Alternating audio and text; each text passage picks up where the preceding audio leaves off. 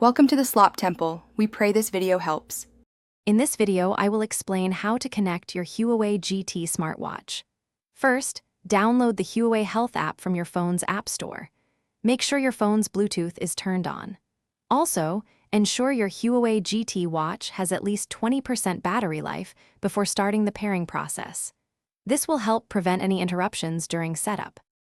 Once the app is open, go to the Devices tab and tap Add Device.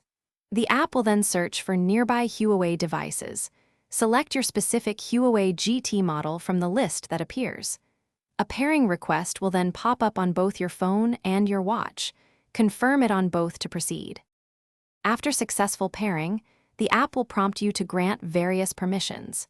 These are essential for features like heart rate monitoring and notifications to work correctly. Take a moment to customize your watch faces and notification preferences.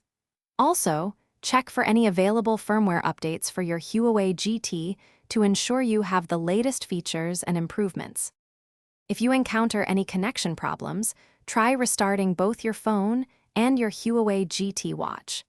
Always ensure the Huawei Health app is running in the background on your phone.